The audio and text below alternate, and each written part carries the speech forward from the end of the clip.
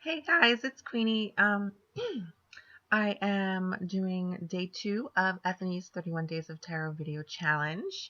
The question for day 2 is, what was your first tarot deck? Was it a gift? Did you buy it yourself? And do you still have it? Let me tell you, I agonized over my first tarot deck. Absolutely agonized. It took me weeks of research. Um, Finding the right one. I had, I think, 3 that were really big contenders, along with a Rider-Waite clone. I don't remember which I preferred at the time. But I spent so long on Eclectic Tarot looking at all the decks. I spent time trying to figure out what would be a good beginner's deck, if there was such a thing as a deck for beginners, what were the pros and cons of getting something that I really, really liked. Would I be able to learn it? I got so into it. I did all this research before I could even choose. And the top picks were, I think, Fenestra Tarot, Paulina Tarot, and the one that I really, really, really wanted was the Universal Fantasy Tarot. Fenestra was one that I wanted because it seemed very similar to Rider-Waite imagery without being a clone. I did not care for Rider-Waite imagery at all.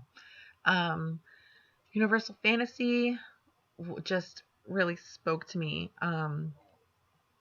It's just got that feel, that epic fantasy novel feel to it that I really, really liked. But it seemed a little bit too abstract to start with. And Paulina spoke to my girly, whimsical side. And that's the one I eventually ended up with. Now, I had seen, obviously, the superstitions about not buying your own first deck. I called bullshit on those pretty much immediately.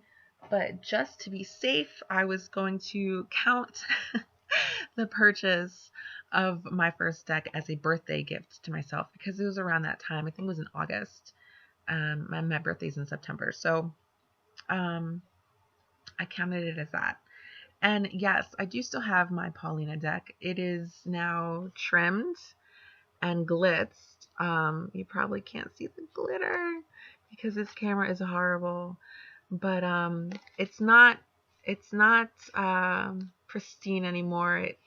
It curves a little bit from shuffling and the edges are worn, and I absolutely love it. This deck is irreplaceable to me.